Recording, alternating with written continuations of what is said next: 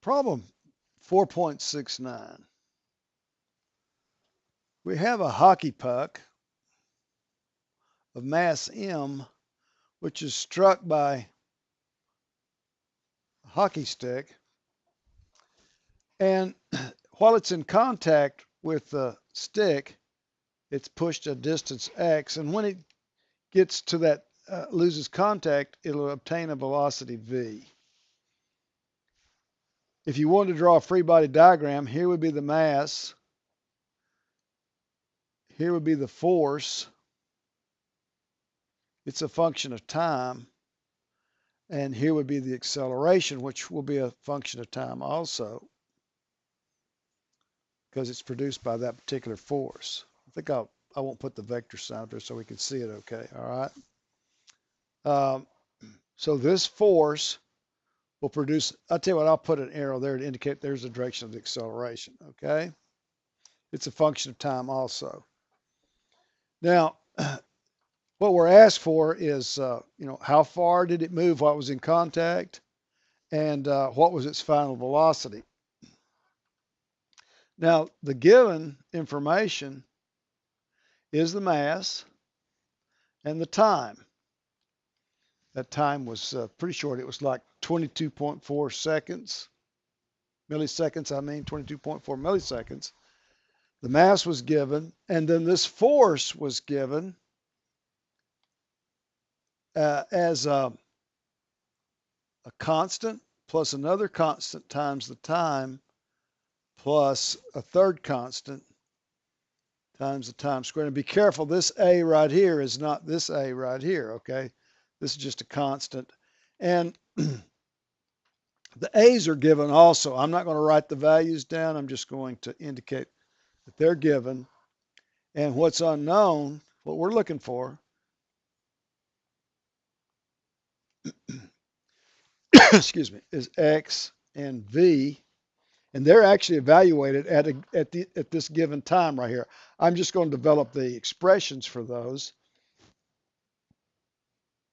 And the theory, okay, will be that the acceleration is equal to the force divided by the mass, okay, and then once you have the acceleration, then you can get the velocity by integrating the acceleration with respect to time from 0 to the given time. And once you have v, then x is equal to the integral from 0 to t of v dt. So if you do this one first, then you can do this one right here, okay?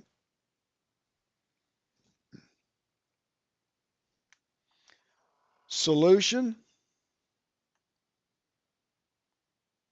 Well, we'll go ahead and do v first. We have to do that first. So v would be equal to, well, if you put that expression for a in the integral, that would be 1 over m times f, and that would be a plus bt squared plus c bt plus, that should be not a square, but bt plus ct squared. By the way, I have a typo up here. That's supposed to be just a t. And then dt, okay? All right. Okay, so when we work on v, then we do this integral. And I'll go ahead and put my limits on here. Hard to see that right there. V will be equal to, well, 1 over m. That can be brought outside the integral. And then if you evaluate these polynomials here, when you integrate, that will be a times t plus the integral of t is t squared over 2, 1/2 b t squared, and then the integral of t squared is 1/3 t cubed, so that'd be ct cubed, like so.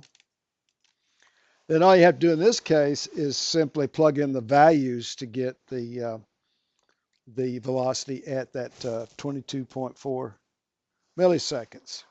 Now to find x, you simply integrate this up here. So x is equal to the integral from 0 to t of 1 over m at plus 1/2 bt squared plus 1/2 ct cubed dt. Okay, so x equals 1 over m, and then just do the integral of each of these polynomials here. That's going to be t squared over 2, so that's going to be 1/2 a t squared plus, okay, now that's going to be t cubed, but then I have to divide by that exponent times that 1/2. That'll be 1/6 of bt cubed plus, okay, this is going to go to a 4, but I have to divide by that 4, and then times that 2 will be, that should be a 3, I'm sorry. Boy, I'm having lots of typos today. Sorry about that. 1/3, and then that 4 times that 3 would be 1/12 c t to the 4th, like so. And then what you have to do there is just simply plug in the numbers to find out what x is, okay?